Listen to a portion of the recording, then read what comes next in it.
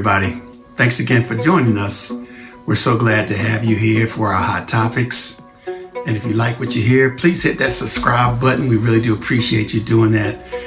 We really do value your opinion and your thoughts and your comments. So today I'm going to talk a little bit about the faces of 1968. I'm going to talk a little bit about the African American experience, a little bit about our culture, and a little bit about my views on where I think we're headed.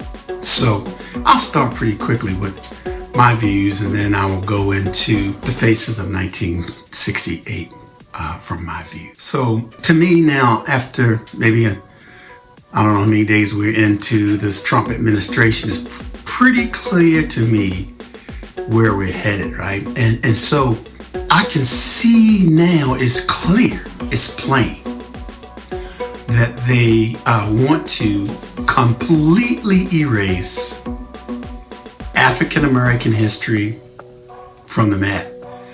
But that's okay, we'll be in good company. They also try to erase the Native Americans, and we'll be in more good company, because that is exactly what they still do to this day to the whole Jewish story, right?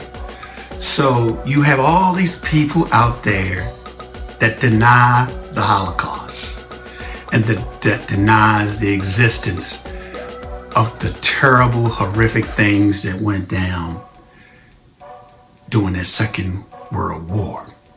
But I'm going to come back to us and talk about the African American experience. So we're now going to experience that ourselves. And someone can say, "Oh, what are you talking about?" Well, I invite you guys to go ahead and really do take the time to look at Project 2025.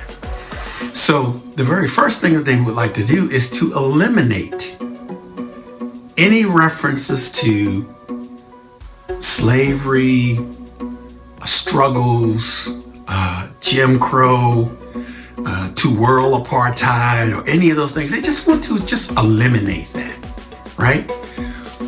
What's the value or the importance of eliminating? Well, they're saying, oh, well, we don't want our kids to feel bad about what happened back then in the day. But here's the real truth about the matter is, for you to say that we are invisible, for you to completely wipe us off the map, you start by eliminating our history.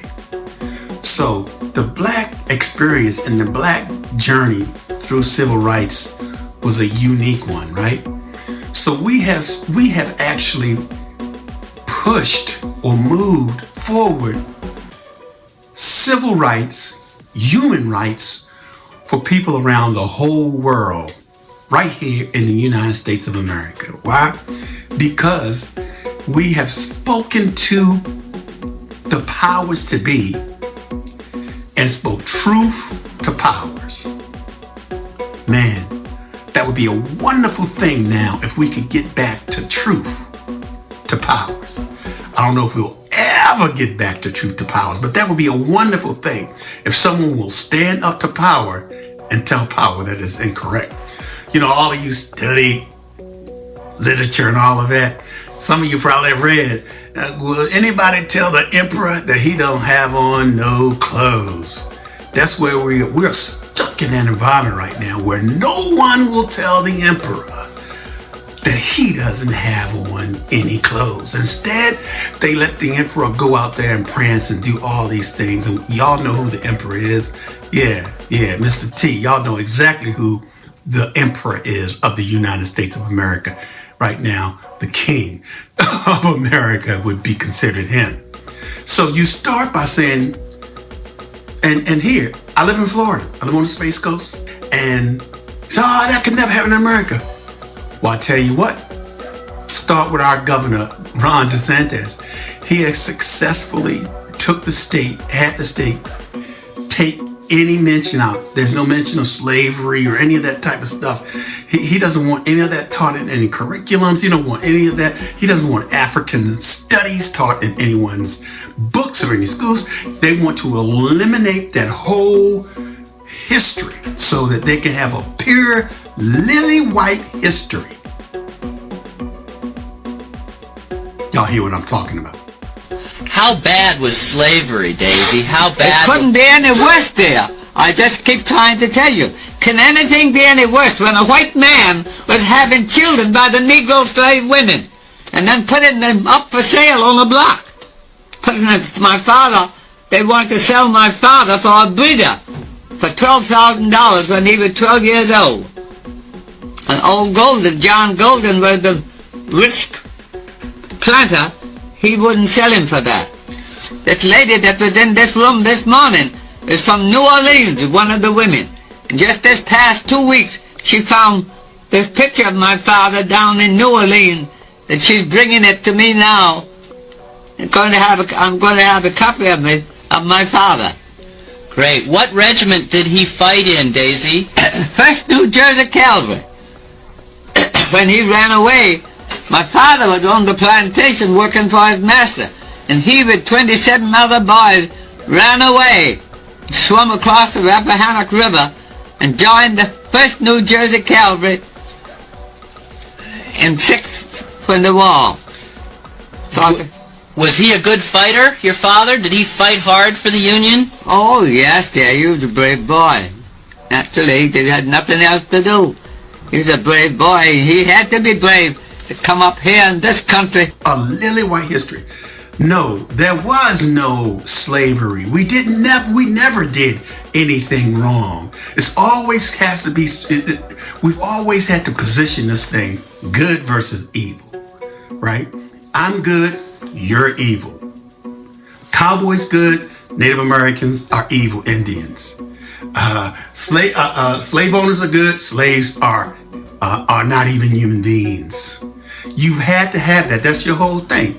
That's the thing. You know, Chris Rock, he's done so many comedy specials, but people don't really listen too closely to what he says. Some people are offended by his language and things like that. Shame on you. But he said, hey, you know, that's going to come a time. He said, you know what? They're going to say, where are the blacks? There ain't going to be no more blacks in America. Because they will have erased you completely. You know, I'm very troubled, you know, by them trying to close the museums down, even not declaring them that they are historical sites and then selling those stuff off. They're doing a lot of stuff very slickly, very shrewdly, and people just sit back there and never even notice that those things are going in that direction. So I want to say this to you, that this is to all of my African American brothers and sisters, especially to those that are the coming generations, the generations that are picking up where we left. You know, I came through when there was a struggle. So there was a purpose. I was fighting for the rights of the future generations. I was fighting for my children and for my children's children. I was standing to fight for them. Sometimes I wonder, you know, was that, you know, the fight was worthy, no doubt. It ushered in black success, black values, value and finances and so on and so forth. It did usher in, it created people that were successful. It gave me the ability to be who I am today. Could not have happened without the struggle. But our children, there's something beneficial about the struggle. There's something beneficial that's kind of even spiritual about the struggle. You know, if Christ had not suffered, then there would be no redemption. If he not died, then there would be no redemption. A period of struggle often leads to something that is very good. And so I wear around my neck the Lord's Supper, the Lord's Prayer, and I wear even on my hand the Lord's Prayer, because I want God to be with me everywhere that I go.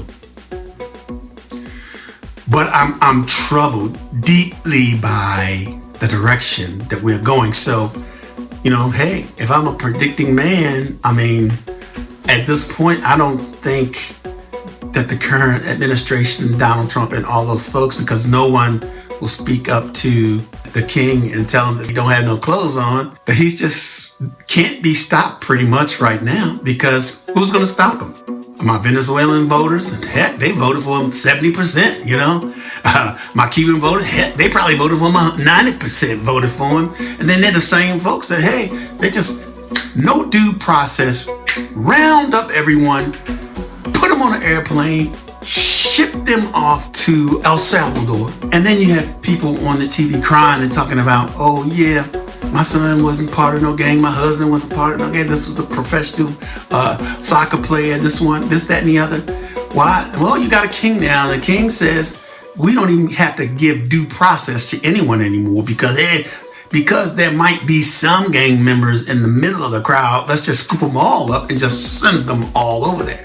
Let's go into the white community and let us scoop every white young person up and say, oh, you got a KKK or whatever thing, and we're going to send you off to Guantanamo Bay. Yeah, send you down there to Cuba.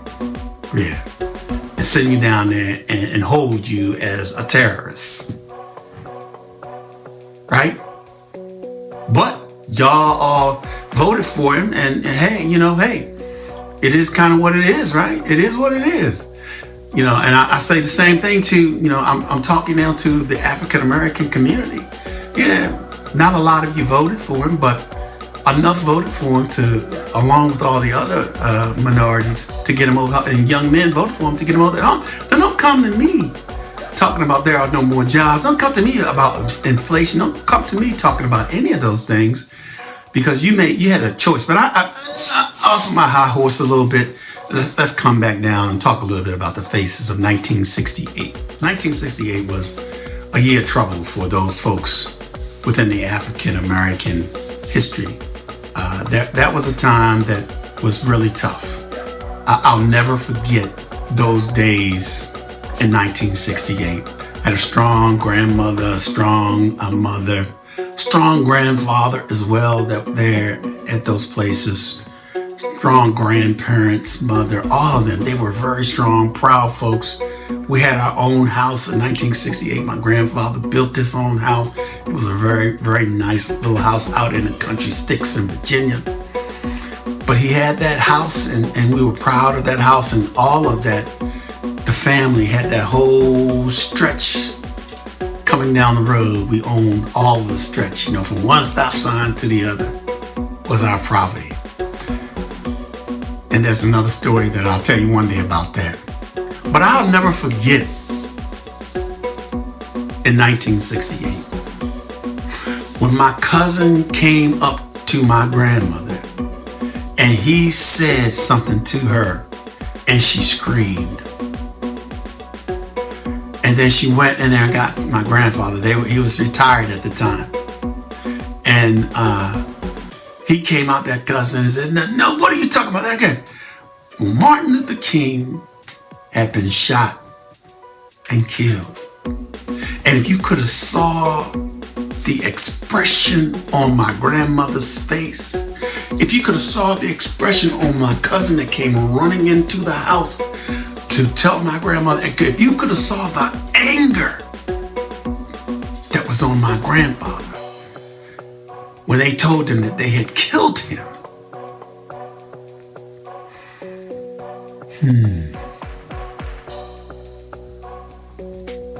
April 4th, 1968. Wow. Started out very different, very sad. And so the news traveled from house to house to house to house to house. Everyone that came through that door had a solemn assembly look on their face. They all had lost a loved one, someone that they loved, someone that they cared for. Total shock, total hysteria, total unbelief that Martin Luther King was gone. The faces of 1968. That was really tough, and so we pushed through. Everyone pushed through and got through that period of time, that period of mourning and prayer and fasting, and we made it through that. And then comes June the 26th, and Robert Kennedy was killed. I can remember the stress that was on everyone's face. You know, the disbelief that was on everyone's face. Not again. This cannot be happening again. Eventually, those faces turned to anger back in 1968. Eventually, there began to have rage. My city, Baltimore, Maryland, a lot of the city was burnt down to the ground as people felt hopeless. They didn't have no other way to be heard. Barely been riding a bus for a few years in the front of the bus. Barely had voters' rights for 2 or 3 years. 3 years maybe you have voters' rights. Yeah. That was a difficult time. That was a tough time to lose 2 of those strong folks like that. That was really, really a tough time. In Richmond, Virginia, they had a little protest that went on, and there was quite a few people killed as a big bomb went off there in Richmond, and it turns out to be a natural gas explosion. Killed a lot of protesters. Just happened to happen. Those were some very difficult times, my friends. Some very difficult times. Shock, anger, disgust that people could treat other human beings in that fashion. They want to erase all of that out of the history books. They want to erase the fact that Martin Luther King went to Memphis to stand with the garbage collectors for a fair wage. A fair wage to pick up your garbage, the sanitation workers. And they killed him. But, you know, he did say night before, I may not get there, which I've been to the mountaintop. You know, I've seen the promised land, but I may not get there with you. But I've seen the promised land. Yeah, some of us have seen the promised land. So all of you folks here in Florida, all you DeSantis, you can scrub all African American history out of your books.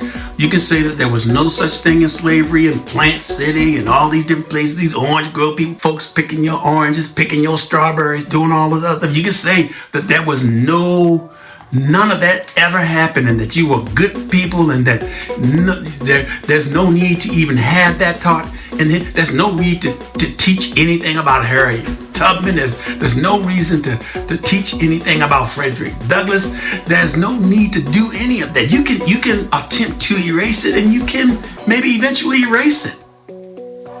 But that will not eliminate the fact. That will not eliminate the fact. My hat goes off to my Jewish brothers and sisters, because they embraced their heritage even to this day. If you have a conversation with them, they are proud, they are strong, they are set, they are able to tell you why they are successful because of who they are. My African American brothers, my African American sisters, this will be my challenge to you.